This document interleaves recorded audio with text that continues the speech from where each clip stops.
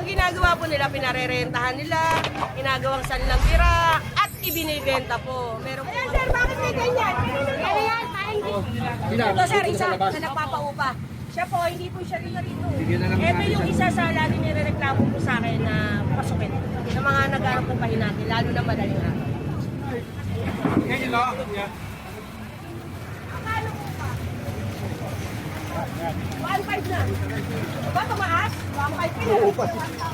Buo pa. Ali. Umuupa ka dyan. Kailan ka uli nagbayad?